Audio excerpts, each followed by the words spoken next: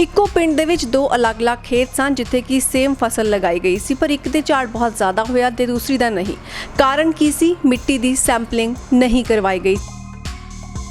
जिस तरह के इंसान वास्ते आपां नूं 5 चीज़ां जरूरी ने, कार्बोहाइड्रेट है, प्रोटीन है, फैट है, मिनरल है, विटामिन है। इसी तरह खेती है जिहड़ी ये फसल है, इन्हां नूं 16-17 तत्तां दी लोड़ हुंदी है। तत्त सारे कढ रहे आपां, छोटे तत्त भी कढ रहे हैं ते मेन तत्त भी कढ रहे हैं। ਮਿੱਟੀ ਪਰਖ ਦਾ ਕੋਈ ਸਹੀ ਸਮਾਂ ਵੀ ਹੁੰਦਾ ਹੈ ਤੇ ਦੂਸਰੀ ਗੱਲ ਕੀ ਖੜੀ ਫਸਲ ਦੇ ਵਿੱਚੋਂ ਆਪਾਂ ਮਿੱਟੀ ਪਰਖ ਕਰ ਸਕਦੇ ਹਾਂ? ਇੱਕ ਤਾਂ ਹਾੜੀ ਦੀ, ਜਿਵੇਂ ਹੁਣ ਹਾੜੀ ਦਾ ਸੀਜ਼ਨ ਚੱਲ ਰਿਹਾ ਕਣਕ ਦੀ ਵਢਾਈ ਤੋਂ ਬਾਅਦ, ਉਦੋਂ ਆਪਣੇ ਕੋਲ ਬਹੁਤ ਸਮਾਂ ਹੁੰਦਾ ਹੈਗਾ। ਹਾਂਜੀ, ਸਾਉਣੀ ਦੀ ਫਸਲ ਬੀਜਣ ਵਾਸਤੇ ਆਪਣੇ ਕੋਲ ਸਮਾਂ ਹੁੰਦਾ, ਇਹ ਸਭ ਤੋਂ ਵਧੀਆ ਬੈਸਟ ਸਮਾਂ ਹੈਗਾ। ਜੇ ਆਪਾਂ ਲਗਾਤਾਰ ਕਣਕ ਦੀ ਫਸਲ ਨੂੰ ਪੂਰੀ ਫਾਸਫੋਰਸ ਪਾਈ ਹੈ ਤਾਂ ਜਿਹੜੀਆਂ ਸਾਉਣੀ ਦੀਆਂ ਫਸਲਾਂ ਉਹਨੂੰ ਫਾਸਫੋਰਸ ਪਾਉਣ ਦੀ ਲੋੜ ਨਹੀਂ ਹੈ, ਇਕੱਲੇ ਨਾਈਟ੍ਰੋਜਨ ਪਾਉਣ ਦੀ ਲੋੜ ਹੈ। ਪਹਿਲਾਂ ਬਹੁਤ ਜ਼ਿਆਦਾ ਕਲਰ ਹੁੰਦਾ ਸੀਗਾ, ਜਿਹਨੂੰ ਤੁਸੀਂ ਕਰਲਾਠੀਆਂ ਜ਼ਮੀਨਾਂ ਕਹਿੰਦੇ ਨੇ, ਉਹਦੇ ਵਾਸਤੇ ਵੱਖਰਾ ਟੈਸਟ ਹੁੰਦਾ। ਖਾਦਾਂ ਜੇ ਪਾਉਣੀਆਂ ਆਪਾਂ ਉਹਦੇ ਵਾਸਤੇ ਵੱਖਰਾ ਟੈਸਟ ਹੁੰਦਾ। ਜੇ ਬਾਗ ਲਾਉਣੇ ਆਪਾਂ ਉਹਦੇ ਵਾਸਤੇ ਵੱਖਰਾ ਟੈਸਟ ਹੁੰਦਾ ਹੈ।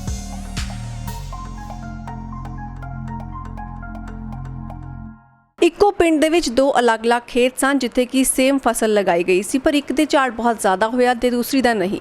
ਕਾਰਨ ਕੀ ਸੀ? ਮਿੱਟੀ ਦੀ ਸੈਂਪਲਿੰਗ ਨਹੀਂ ਕਰਵਾਈ ਗਈ ਸੀ ਤੇ ਜਿਸਨੇ ਮਿੱਟੀ ਦੀ ਸੈਂਪਲਿੰਗ ਕਰਵਾਈ ਸੀ ਉਸ ਦੀ ਪੈਦਾਵਾਰ ਇੰਨੀ ਜ਼ਿਆਦਾ ਹੋਈ ਕਿ ਦੂਸਰੇ ਖੇਤ ਵਾਲੇ ਨੇ ਪੁੱਛਣਾ ਸ਼ੁਰੂ ਕਰ ਦਿੱਤਾ ਕਿ ਆਖਿਰਕਾਰ ਇਹ ਕਿਵੇਂ ਹੋਇਆ। ਮਿੱਟੀ ਸੈਂਪਲਿੰਗ ਕਿਉਂ ਜ਼ਰੂਰੀ ਹੁੰਦੀ ਹੈ? ਕਿਉਂਕਿ ਕਿਸੇ ਵੀ ਫਸਲ ਨੂੰ ਬੀਜਣ ਤੋਂ ਪਹਿਲਾਂ ਜੇਕਰ ਅਸੀਂ ਜਾਣ ਲਈ ਕਿ ਕਿਹੜੀ ਫਸਲ ਇਸ ਮਿੱਟੀ ਦੇ ਵਿੱਚ ਸਹੀ ਤਰ੍ਹਾਂ ਦੇ ਨਾਲ ਉਗਾਈ ਜਾ ਸਕਦੀ ਹੈ, ਕਿਹੜੀ ਫਸਲ ਦਾ ਝਾੜ ਜ਼ਿਆਦਾ ਹੋਵੇਗਾ, ਕਿੰਨਾ ਸਮਾਂ ਉਸ ਨੂੰ ਪਾਣੀ ਅਤੇ ਮਿੱਟੀ ਦੇ ਸੈਂਪਲ ਦੀ ਜ਼ਰੂਰਤ ਪਵੇਗੀ, ਕਿੰਨੇ ਸਾਲ ਬਾਅਦ ਦੇਖਿਆ ਜਾਵੇਗਾ ਕਿ ਕਿਹੜੀ ਮਿੱਟੀ ਜ਼ਿਆਦਾ ਗੁਣਕਾਰੀ ਸਾਬਿਤ ਹੋ ਸਕਦੀ ਹੈ ਕਿਹੜੀ ਫਸਲ ਦੇ ਲਈ। ਇਹ ਜਾਣਕਾਰੀ ਹੋਣਾ ਸਭ ਤੋਂ ਜ਼ਿਆਦਾ ਅਹਿਮ ਹੈ ਕਿਸੇ ਵੀ ਫਸਲ ਨੂੰ ਬੀਜਣ ਤੋਂ ਪਹਿਲਾਂ। ਤੇ ਹੁਣ ਸਮਾਂ ਆ ਚੁੱਕਿਆ ਹੈ ਕਿ ਚੰਗੀ ਤਰ੍ਹਾਂ ਦੇ ਨਾਲ ਮਿੱਟੀ ਦੀ ਸੈਂਪਲਿੰਗ ਕਰਕੇ ਦੇਖਿਆ ਜਾਵੇ ਕਿ ਕਿਹੜੀ ਫਸਲ ਕਦੋਂ ਬੀਜਣੀ ਚਾਹੀਦੀ ਹੈ ਤੇ ਕਿਹੜੀ ਜ਼ਮੀਨ ਦੇ ਵਿੱਚ। ਇਸ ਸੰਬੰਧੀ ਜਾਣਕਾਰੀ ਲੈਣੇ ਆ ਮੇਰੇ ਨਾਲ ਮੌਜੂਦ ਨੇ ਮਾਹਿਰ ਡਾਕਟਰ ਐਗਰੀਕਲਚਰ ਡਿਪਾਰਟਮੈਂਟ ਤੋਂ ਰਿਟਾਇਰਡ ਆਫੀਸਰਸ ਨੇ, ਡਾਕਟਰ ਭਜਨ ਸਿੰਘ। ਸਤਿ ਸ਼੍ਰੀ ਅਕਾਲ ਸਰ। ਸਤਿ ਸ਼੍ਰੀ ਅਕਾਲ ਜੀ। ਤੇ ਸਰ ਜਾਣਨਾ ਚਾਹਾਂਗੇ ਕਿ ਆਖਿਰਕਾਰ ਮਿੱਟੀ ਸੈਂਪਲਿੰਗ ਦੀ ਜ਼ਰੂਰਤ ਹੀ ਕਿਉਂ ਪੈਂਦੀ ਹੈ? ਮਿੱਟੀ ਸੈਂਪਲਿੰਗ ਜ਼ਰੂਰਤ ਇਸ ਕਰਕੇ ਪੈਂਦੀ ਹੈ, ਜਿਸ ਤਰ੍ਹਾਂ ਕਿ ਇਨਸਾਨ ਵਾਸਤੇ ਆਪਾਂ ਨੂੰ 5 ਚੀਜ਼ਾਂ ਜ਼ਰੂਰੀ ਨੇ, ਕਾਰਬੋਹਾਈਡਰੇਟ ਹੈ, ਪ੍ਰੋਟੀਨ ਹੈ, ਫੈਟ ਹੈ, ਮਿਨਰਲ ਹੈ, ਵਿਟਾਮਿਨ ਹੈ। ਇਸੇ ਤਰ੍ਹਾਂ ਖੇਤੀ ਹੈ ਜਿਹੜੀ ਇਹ ਫਸਲ ਹੈ, ਇਹਨਾਂ ਨੂੰ 16-17 ਤੱਤਾਂ ਦੀ ਲੋੜ ਹੁੰਦੀ ਹੈ। ਇੱਕ ਤੱਤ ਜਿਹੜੇ ਹੁੰਦੇ ਨੇ ਮੇਨ ਤੱਤ ਹੁੰਦੇ ਨੇ ਤੇ ਦੂਸਰੇ ਹੁੰਦੇ ਨੇ ਲਘੂ ਤੱਤ ਹੁੰਦੇ ਨੇ। ਉਹਨਾਂ ਨੂੰ ਜਾਣਨ ਵਾਸਤੇ ਸਾਨੂੰ ਜਿਹੜਾ ਮਿੱਟੀ ਦੀ ਸੈਂਪਲਿੰਗ ਲੈਣੀ ਪੈਂਦੀ ਆ। ਉਹਦੀ ਮਹੱਤਤਾ ਕਿਉਂ ਪਈ? ਕਿਉਂਕਿ ਆਪਾਂ ਹਰ ਸਾਲ ਖੇਤਾਂ ਦੇ ਵਿੱਚੋਂ ਫਸਲਾਂ, ਇਹ ਹਰੇਕ ਜ਼ਿਮੀਂਦਾਰ ਖੇਤ ਦੇ ਵਿੱਚੋਂ 2 ਫਸਲਾਂ ਤਾਂ ਲੈਂਦਾ ਹੀ ਲੈਂਦਾ। ਹਾੜੀ ਸਾਉਣੀ ਆਪਾਂ ਕਣਕ ਝੋਨਾ ਬੀਜਦੇ ਹਾਂ, ਜੇ 20-25 ਕੁਇੰਟਲ 20-22 ਕੁਇੰਟਲ ਕਣਕ ਹੋ ਗਈ ਤਾਂ 35-40 ਕੁਇੰਟਲ ਆਪਾਂ ਜੀਰੀ ਲੈਂਦੇ ਹਾਂ। ਇਸ ਤਰ੍ਹਾਂ ਲੱਗੇ 50-55 ਕੁਇੰਟਲ ਆਪਾਂ ਹਰ ਸਾਲ ਜਿਹੜਾ ਖੇਤ ਦੇ ਵਿੱਚੋਂ ਇਹ ਤੱਤ ਜਿਹੜੇ ਫਸਲ ਕੱਢਦੇ ਹਾਂ। ਇਹਦੇ ਨਾਲ ਆਪਾਂ ਸਾਰੇ ਇਹਦੇ ਫਸਲ ਨਹੀਂ ਲੈਂਦੇ, ਤੱਤ ਸਾਰੇ ਕੱਢ ਰਹੇ ਆਪਾਂ, ਛੋਟੇ ਤੱਤ ਵੀ ਕੱਢ ਰਹੇ ਹਾਂ ਤੇ ਮੇਨ ਤੱਤ ਵੀ ਕੱਢ ਰਹੇ ਹਾਂ। ਸੋ ਇਹਨਾਂ ਤੱਤਾਂ ਨੂੰ ਪੂਰਾ ਕਰਨ ਵਾਸਤੇ ਆਪਾਂ ਨੂੰ ਜਿਹੜੀ ਹੈ ਮਿੱਟੀ ਪਰਖ ਕਰਾਉਣੀ ਜ਼ਰੂਰੀ ਹੈ। ਜਿਸ ਤਰ੍ਹਾਂ ਇਨਸਾਨ ਆਪਣੇ ਖੂਨ ਟੈਸਟ ਕਰਾਉਂਦਾ ਉਸ ਤਰ੍ਹਾਂ ਕਰਨਾ, ਇਸੇ ਤਰ੍ਹਾਂ ਹੀ ਆਪਾਂ ਨੂੰ ਇਹ ਜਿਹੜਾ ਹੈਗਾ ਮਿੱਟੀ ਟੈਸਟ ਕਰਾਉਣੀ ਚਾਹੀਦੀ ਹੈ ਤਾਂ ਕਿ ਆਪਾਂ ਨੂੰ ਪਤਾ ਲੱਗ ਸਕੇ ਵੀ ਸਾਡੀ ਜ਼ਮੀਨ ਦੇ ਵਿੱਚ ਮੌਜੂਦਾ ਤਾਕਤ ਕੀ ਹੈ, ਕਿਹੜੇ ਤੱਤਾਂ ਦੀ ਘਾਟ ਹੈ। ਹਾਂਜੀ, ਉਹ ਤੱਤ ਆਪਾਂ ਕਿਹੜੇ ਹਿਸਾਬ ਨਾਲ ਪੂਰੇ ਕਰਨੇ ਨੇ। ਕਿਉਂਕਿ ਅੱਜ ਕੱਲ੍ਹ ਹੁਣ ਜ਼ਿਮੀਂਦਾਰ ਦਾ ਟਰੈਂਡ ਇਹ ਹੈਗਾ, ਜੇ ਉਹ ਯੂਰੀਆ ਪਾਉਂਦਾ ਤਾਂ ਯੂਰੀਆ ਹੀ ਪਾਇਆ ਤੁਰੀ ਜਾਂਦਾ। ਹਾਂਜੀ, ਉਹਨੂੰ ਪਤਾ ਨਹੀਂ ਹੈਗਾ ਵੀ ਆਪਾਂ ਕਿੰਨਾ ਯੂਰੀਆ ਪਾਉਣਾ, ਕਿੰਨਾ DAP ਪਾਉਣਾ। DAP ਵੀ ਜੋ ਖੇਤੀਬਾੜੀ ਮਾਹਰ ਦੱਸਦੇ ਨੇ ਜਾਂ ਖੇਤੀਬਾੜੀ ਯੂਨੀਵਰਸਿਟੀ ਦੱਸਦੀ ਹੈ, ਉਹਦੇ ਹਿਸਾਬ ਨਾਲ ਖਾਦਾਂ ਦਾ ਆਪਾਂ ਜਿਹੜਾ ਸੰਤੁਲਨ ਨਹੀਂ ਰੱਖਦੇ। ਕਿਉਂਕਿ ਰਿਸਰਚ ਹੋ ਚੁੱਕੀ ਹੈ ਕਿ ਆਪਾਂ ਖਾਦਾਂ ਜਿਹੜੀਆਂ ਪਾਉਣੀਆਂ ਹੈਗਾ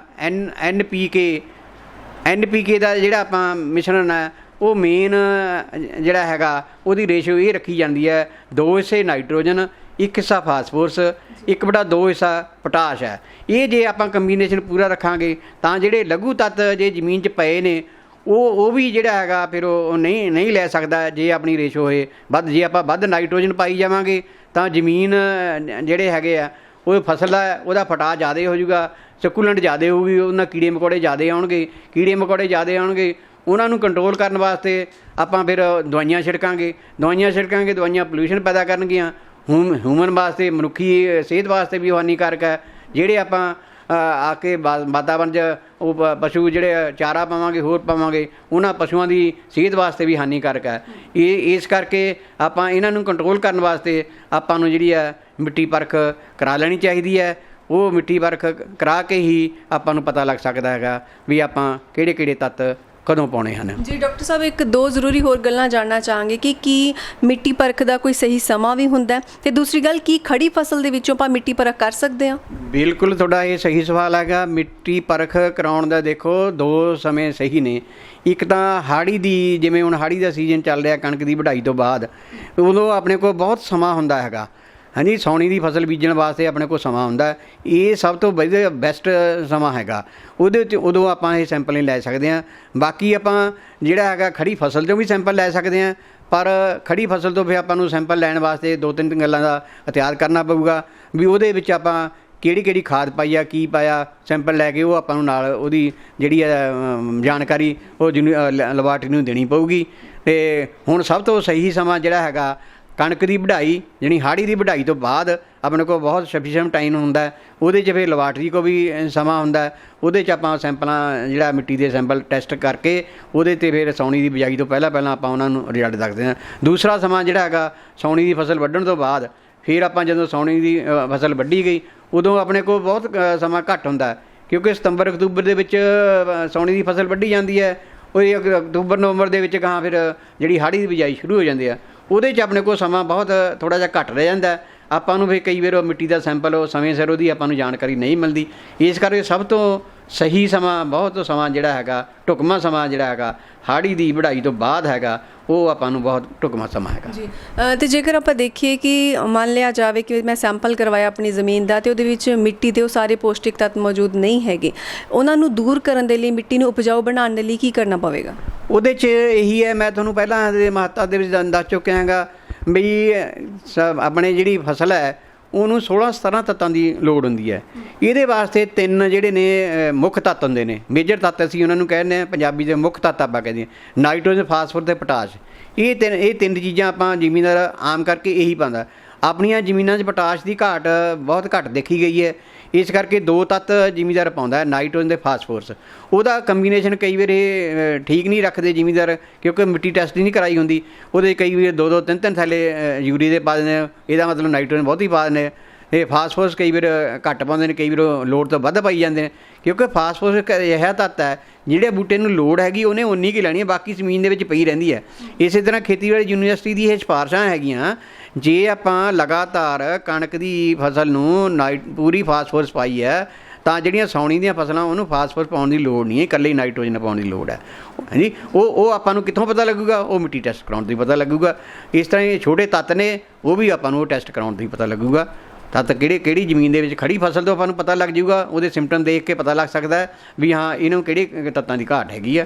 ਉਹ ਤੱਤ ਆਪਾਂ ਜਿਹੜੀ ਆ ਜ਼ਮੀਨ ਦੇ ਵਿੱਚ, ਕਈ ਤੱਤ ਨੇ ਆਪਾਂ ਨੂੰ ਸਪਰੇਅ ਕਰ ਸਕਦੇ ਹਾਂ, ਕਈ ਤੱਤ ਆ ਜਿਹੜੀ ਜ਼ਮੀਨ ਦੇ ਵਿੱਚ ਆਪਾਂ ਨੂੰ ਪਾ ਸਕਦੇ, ਕਈ ਤੱਤਾਂ ਦੀ ਆਪਾਂ ਨੂੰ ਸਪਰੇਅ ਹੀ ਕਰਨੀ ਪੈਂਦੀ ਹੈ ਤਾਂ ਹੀ ਉਹ ਬੂਟਾ ਲੈ ਸਕਦਾ ਹੈਗਾ। ਤਾਂ ਹੁਣ ਇਹ ਵੀ ਜਾਣ ਲੈਣੇ ਡਾਕਟਰ ਸਾਹਿਬ ਕਿ ਮਿੱਟੀ ਅਤੇ ਪਾਣੀ ਦੀ ਪਰਖ ਆਖਿਰਕਾਰ ਕਿਹੜੇ ਕੰਮਾਂ ਦੇ ਲਈ ਕੀਤੀ ਜਾਂਦੀ ਹੈ? ਕੀ ਸਿਰਫ ਫਸਲ ਉਗਾਉਣ ਦੇ ਲਈ ਹੀ ਕਰਨੀ ਚਾਹੀਦੀ ਹੈ ਜਾਂ ਫਿਰ ਇਹ ਵੀ ਦੇਖਣਾ ਪਵੇਗਾ ਕਿ ਕਿਸ ਮਿੱਟੀ ਨੂੰ ਕਿਹੜੀ ਖਾਦ ਦੀ ਜ਼ਰੂਰਤ ਹੈ? ਦੇਖੋ, ਆਪਣੇ ਪੰਜਾਬ ਦੇ ਵਿੱਚ ਸਭ ਤੋਂ ਪਹਿਲਾਂ ਬਹੁਤ ਜ਼ਿਆਦਾ ਕਲਰ ਹੁੰਦਾ ਸੀਗਾ, ਜਿਹਨੂੰ ਤੁਸੀਂ ਕਰਲਾਠੀਆਂ ਜ਼ਮੀਨਾਂ ਕਹਿੰਦੇ ਨੇ, ਉਹਦੇ ਵਾਸਤੇ ਵੱਖਰਾ ਟੈਸਟ ਹੁੰਦਾ। ਖਾਦਾਂ ਜੇ ਪਾਉਣੀਆਂ ਆਪਾਂ ਉਹਦੇ ਵਾਸਤੇ ਵੱਖਰਾ ਟੈਸਟ ਹੁੰਦਾ। ਜੇ ਬਾਗ ਲਾਉਣੇ ਆਪਾਂ ਉਹਦੇ ਵਾਸਤੇ ਵੱਖਰਾ ਟੈਸਟ ਹੁੰਦਾ ਹੈ। ਹਾਂਜੀ, ਜਿਹੜਾ ਖਾਦਾਂ ਪਾਉਣ ਵਾਸਤੇ ਉਹਦਾ ਸੈਂਪਲ ਲੈਣ ਦਾ ਤਰੀਕਾ ਹੈਗਾ, ਉਹ 6 ਇੰਚ ਤੱਕ ਆਪਾਂ 6 ਤੋਂ ਲੈ ਕੇ 9 ਇੰਚ ਤੱਕ ਖਾਦ ਦਾ ਸੈਂਪਲ ਲੈਣਾ ਹੁੰਦਾ। ਉੱਪਰ ਜ਼ਮੀਨ ਦੀ ਤਹਿ ਤੋਂ ਆਪਾਂ ਆਪਣਾ ਘਾਹ ਫੂਸ ਜਿਹਾ ਹਟਾ ਦੇਣਾ ਅਤੇ ਉਹ ਵੀ ਸ਼ੇਪ ਦਾ ਆਪਾਂ ਇੱਕ ਟੱਕ ਮਾਰਨਾ, ਉਹਦੇ ਨਾਲ ਫਿਰ ਬੂਟਾ ਕਚੌੜੀ 6 ਇੰਚ ਡੂੰਘੀ ਜਿਹੜੀ ਆ ਲੇਅਰ ਲੈ ਲੈਣੀ ਹੈ। ਇਸ ਤਰ੍ਹਾਂ ਕਰਕੇ ਜਿਗ ਜੈਗ ਮੈਥਡ ਦੇ 3-4 ਜਗ੍ਹਾ 'ਤੇ ਆਪਾਂ ਸੈਂਪਲ ਲੈਣਾ। ਸੈਂਪਲ ਲੈ ਕੇ ਕੋਈ ਤਸਲਾ ਲੈ ਲੈਣਾ, ਤਸਲੇ 'ਚ ਪਾ ਕੇ ਉਹਨੂੰ ਮਿਕਸ ਕਰ ਲੈਣਾ। ਮਿਕਸ ਕਰਨ ਤੋਂ ਬਾਅਦ ਤਸਲੇ 'ਚ ਕਾਟੀ ਲਾ ਦੇਣੀ ਹੈ, ਕਾਟੀ ਲਾ ਕੇ 2 ਆਮਣ ਸਾਹਮਣੇ ਦੇ ਸੇ ਡਿਸਟਰੋਏ ਕਰ ਦੇਣੇ ਨੇ। ਫਿਰ ਦੁਬਾਰਾ ਉਹਨੂੰ ਮਿਕਸ ਕਰਕੇ ਫਿਰ ਇਸ ਤਰ੍ਹਾਂ ਕਾਟੀ ਲਾ ਕੇ ਫਿਰ ਦੂਜੇ ਪਾਸੇ ਦੇ ਮਿਕਸ ਕਰਨੇ।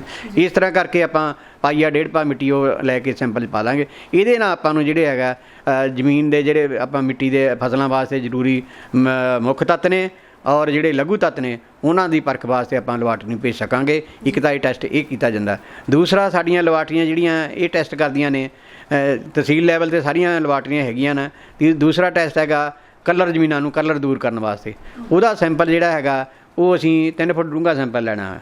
ਉਹਦੇ ਵਾਸਤੇ ਪਹਿਲੇ ਫੁੱਟ ਦੇ ਵਿੱਚੋਂ 2 ਸੈਂਪਲ 0 ਤੋਂ ਲੈ ਕੇ 6 ਇੰਚ 6 ਇੰਚ ਤੋਂ ਲੈ ਕੇ 12 ਇੰਚ ਤੱਕ, ਅੱਗੇ 1 ਫੁੱਟ ਤੋਂ ਲੈ ਕੇ 2 ਫੁੱਟ 2 ਫੁੱਟ ਤੋਂ ਲੈ ਕੇ 3 ਫੁੱਟ। ਇਸੇ ਤਰ੍ਹਾਂ ਬਾਗ ਲਾਉਣ ਵਾਸਤੇ, ਬਾਗ ਜਿਹੜੀ ਹੈ ਕਿ ਲੰਮੇ ਸਮੇਂ ਦੀ ਫਸਲ ਹੈ, ਇਸ ਕਰਕੇ ਬਾਗ ਲਾਉਣ ਵਾਸਤੇ ਜਿਹੜਾ ਬਾਗ ਆਪਾਂ ਜੇ ਲਾਉਣਾ ਉਸ ਤੋਂ ਪਹਿਲਾਂ ਮਿੱਟੀ ਟੈਸਟ ਜ਼ਰੂਰ ਕਰਾ ਲੈਣੀ ਚਾਹੀਦੀ ਹੈ। ਨਹੀਂ ਕਿ ਆਪਾਂ ਇੰਨਾ ਇਨਵੈਸਟਮੈਂਟ ਕਰਾਂਗੇ ਤਾਂ ਬਾਗ ਫੇਲ ਹੋਣ ਦਾ ਖਤਰਾ ਰਹਿੰਦਾ। ਸੋ ਇਸ ਨੂੰ ਖਤਰੇ ਨੂੰ ਦੂਰ ਕਰਨ ਵਾਸਤੇ ਆਪਾਂ ਨੂੰ ਮਿੱਟੀ ਜਿਹੜੀ ਹੈ ਬਾਗ ਲਾਉਣ ਵਾਸਤੇ ਪਹਿਲਾਂ ਜ਼ਰੂਰ ਟੈਸਟ ਕਰਾਉਣੀ ਚਾਹੀਦੀ ਹੈ। ਬਾਗ ਲਾਉਣ ਵਾਸਤੇ ਇਹ ਉਹੀ ਇਸ ਤਰ੍ਹਾਂ ਤਰੀਕਾ ਜਿਵੇਂ ਕਲਰ ਲੈਣ ਵਾਸਤੇ ਤਾਂ ਆਪਾਂ ਨੂੰ ਦੱਸਿਆ, ਇਹ 6 ਫੁੱਟ ਡੂੰਘਾ ਸੈਂਪਲ ਆਪਾਂ ਲੈਣਾ ਹੈਗਾ। ਪਹਿਲੇ ਫੁੱਟ ਦੇ ਵਿੱਚੋਂ ਜਿਸ ਤਰ੍ਹਾਂ ਆਪਾਂ ਕਲਰ ਵਾਸਤੇ ਦਾ ਪਹਿਲੇ ਫੁੱਟ ਦੇ ਵਿੱਚ 2 ਸੈਂਪਲ 0 ਤੋਂ ਲੈ ਕੇ 6 ਇੰਚ 6 ਇੰਚ ਤੋਂ ਲੈ ਕੇ 12 ਇੰਚ, ਅੱਗੇ 1 ਫੁੱਟ ਤੋਂ 2 ਫੁੱਟ 2 ਫੁੱਟ ਤੋਂ 3 ਫੁੱਟ, ਇਸ ਤਰ੍ਹਾਂ ਕਰਕੇ 6 ਫੁੱਟ ਤੱਕ 7 ਸੈਂਪਲ ਹੋ ਜਾਣਗੇ। ਸੱਤੋਂ ਸੈਂਪਲ ਆਪਾਂ ਵੱਖਰੀ ਵੱਖਰੀ ਲੇਅਰ ਦੇ ਇਕੱਠੇ ਕਰਕੇ ਉਹਨਾਂ 'ਚ ਵੱਖਰੀ ਵੱਖਰੀ ਪਰਚੀ ਪਾ ਕੇ 7 ਸੈਂਪਲ ਆਪਾਂ ਉਹ ਲੈਬਾਰਟਰੀ ਨੂੰ ਭੇਜ ਦਿਆਂਗੇ। ਉਹ ਆਪਾਂ ਨੂੰ ਦੱਸ ਦੇਣਗੇ ਵੀ ਇਹਦੇ ਵਿੱਚ ਇਹ ਜ਼ਮੀਨ ਹੈ ਜਿਹੜੀ ਬਾਗ ਲਾਉਣ ਵਾਸਤੇ ਕਾਬਲ ਹੈ ਜਾਂ ਕਿਹੜੇ ਕਿਹੜੇ ਬੂਟੇ ਆਪਾਂ ਇੱਥੇ ਲਾ ਸਕਦੇ ਹਾਂ। ਉਹ ਆਪਾਂ ਬਾਗਬਾਨੀ ਵਿਭਾਗ ਨਾਲ ਕੰਸਲਟ ਕਰਕੇ ਉਹ ਬਾਗਬਾਨੀ ਵਿਭਾਗ ਤੁਹਾਨੂੰ ਆਪਾਂ ਨੂੰ ਦੱਸਣਗੇ ਵੀ ਆਪਾਂ ਇਹਦੇ 'ਚ ਆਹ ਜ਼ੋਨ 'ਚ ਆਪਾਂ ਕਿਹੜਾ ਬੂਟਾ ਹੋ ਸਕਦਾ, ਕਿਵੇਂ ਉਹ ਪਰਫੁੱਲਸ ਹੋ ਸਕਦੇ ਹਾਂ। ਇਸ ਸੰਬੰਧ ਦੇ ਵਿੱਚ ਹੁਣ ਆਪਾਂ ਪ੍ਰੈਕਟੀਕਲ ਕਰਨ ਵਾਸਤੇ ਆਓ ਤੁਹਾਨੂੰ ਪਿੰਡ ਹਸਨਪੁਰ ਪੜੋਤਾ ਲੈ ਚੱਲਦੇ ਹਾਂ, ਜਿੱਥੇ ਕਿ ਪ੍ਰੈਕਟੀਕਲੀ ਕਰਕੇ ਆਪਾਂ ਜਿਹੜੇ ਖਾਦਾਂ ਦਾ ਸੈਂਪਲ ਲੈਣ ਦਾ ਤਰੀਕਾ, ਕਲਰ ਲੈਣ ਦਾ ਸੈਂਪਲ ਲੈਣ ਦਾ ਤਰੀਕਾ ਔਰ ਬਾਗ ਲਾਉਣ ਦੇ ਸੈਂਪਲ ਲੈਣ ਦਾ ਤਰੀਕਾ ਵੱਖਰੀ ਤੁਸੀਂ ਪ੍ਰੈਕਟੀਕਲੀ ਕਿਸਾਨਾਂ ਦੇ ਖੇਤ ਦੇ ਵਿੱਚ ਜਾ ਕੇ ਕਿਸਾਨਾਂ ਨਾਲ ਤੁਹਾਨੂੰ ਮੁਲਾਕਾਤ ਕਰਾਵਾਂਗੇ। ਆਓ ਹੁਣ ਆਪਾਂ ਚੱਲਦੇ ਹਾਂ ਪਿੰਡ ਹਸਨਪੁਰ ਪੜੋਤਾ।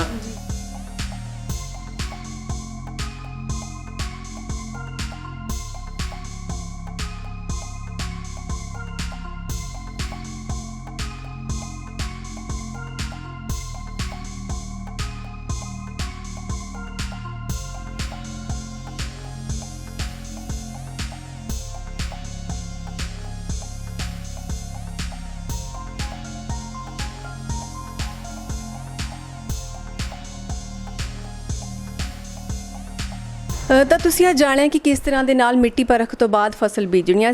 ਸਾਡਾ ਮਕਸਦ ਇਹੀ ਹੈ ਕਿ ਨਾ ਸਿਰਫ ਹਰ ਇੱਕ ਘਰ 'ਤੇ ਕਿਸਾਨੀ ਝੰਡਾ ਲੱਗਿਆ ਹੋਵੇ, ਸਗੋਂ ਹਰ ਘਰ ਦੇ ਵਿੱਚੋਂ ਇੱਕ ਕਿਸਾਨ ਜ਼ਰੂਰ ਪੈਦਾ ਹੋਵੇ, ਤਾਂ ਕਿ ਸਹੀ ਤਰੀਕੇ ਦੇ ਨਾਲ ਜਿਸ ਗੱਲ ਕਰਕੇ ਪੰਜਾਬ ਨੂੰ ਦੇਸ਼ ਵਾਸੀਆਂ ਨੂੰ ਜਾਣਿਆ ਜਾਂਦਾ, ਉਸ ਤਰੀਕੇ ਦੇ ਨਾਲ ਹੀ ਖੇਤੀ ਕਰਕੇ ਵੀ ਪੰਜਾਬੀਆਂ ਨੂੰ ਜਾਣਿਆ ਜਾਵੇ। ਅੱਜ ਅਸੀਂ ਗੱਲ ਕੀਤੀ ਹੈ ਮਿੱਟੀ ਪਰਖ ਦੀ। ਅਗਲੇ ਭਾਗ ਦੇ ਵਿੱਚ ਤੁਹਾਨੂੰ ਦੱਸਾਂਗੇ ਮਿੱਟੀ ਪਰਖ ਤੋਂ ਬਾਅਦ ਕਿਸ ਤਰ੍ਹਾਂ ਦੇ ਨਾਲ ਕਿਹੜੀ ਜ਼ਮੀਨ ਦੇ ਵਿੱਚ ਕਿਹੜੀ ਫਸਲ ਬੀਜਣੀ ਹੈ ਤਾਂ ਕਿ ਉਸ 'ਤੇ ਝਾੜ ਜ਼ਿਆਦਾ ਪੈਦਾ ਹੋਵੇ। ਨਾ ਸਿਰਫ ਫਸਲਾਂ ਦੀ ਗੱਲ ਕਰਾਂਗੇ, ਸਗੋਂ ਫਲ ਸਬਜ਼ੀਆਂ ਦੇ ਨਾਲ ਕੁਝ ਫਲਾਂ ਦੀ, ਕੁਝ ਫੁੱਲਾਂ ਦੀ ਵੀ ਗੱਲ ਕਰਾਂਗੇ, ਜੋ ਕਿ ਤੁਹਾਨੂੰ ਇੱਕ ਵਧੀਆ ਤਰੀਕੇ ਦੇ ਨਾਲ ਰੋਜ਼ਗਾਰ ਵੀ ਪੈਦਾ ਕਰਨਗੀਆਂ ਤੇ ਤੁਹਾਡੇ ਲਈ ਵੀ ਕਾਫੀ ਜ਼ਿਆਦਾ ਲਾਹੇਵੰਦ ਸਾਬਿਤ ਹੋਣਗੀਆਂ। ਧੰਨਵਾਦ ਡਾਕਟਰ ਸਾਹਿਬ, ਬਹੁਤ ਤੁਹਾਡਾ ਸਾਡੇ ਇਸ ਪ੍ਰੋਗਰਾਮ ਦੇ ਵਿੱਚ ਸ਼ਾਮਿਲ ਹੋਣ ਦੇ ਲਈ। ਬਹੁਤ ਮਿਹਰਬਾਨੀ, ਤੁਹਾਡਾ ਵੀ ਧੰਨਵਾਦ ਵੀ ਤੁਸੀਂ ਕਿਸਾਨਾਂ ਨਾਲ ਸਾਨੂੰ ਰੂਬਰੂ ਹੋਣ ਦਾ ਮੌਕਾ ਦਿਓਗੇ ਤੇ ਉਮੀਦ ਹੈ ਵੀ ਕਿਸਾਨ ਸਾਡੀਆਂ ਗੱਲਾਂ ਸੁਣ ਕੇ ਉਹ ਤੋਂ ਵੱਧ ਫਾਇਦਾ ਉਠਾਉਣਗੇ ਤੇ ਦੇਸ਼ ਦੇ ਔਰ ਆਪਣੀ ਜਿਹੜੇ ਆ ਪ੍ਰਗਤੀ ਉન્નਤੀ ਦਾ ਉਹਨਾਂ ਨੂੰ ਮੌਕਾ ਮਿਲੂਗਾ ਤੇ ਆਪਣੀ ਖੁਸ਼ਹਾਲ ਜੀਵਨ ਬਤੀਤ ਕਰਨਗੇ ਤੇ ਇਸ ਤੋਂ ਮੈਕਸਿਮਮ ਫਾਇਦਾ ਉਠਾ ਕੇ ਕਿਸਾਨ ਦਾ ਤੇ ਦੇਸ਼ ਦਾ ਭਲਾ ਹੋਊਗਾ। ਧੰਨਵਾਦ ਜੀ।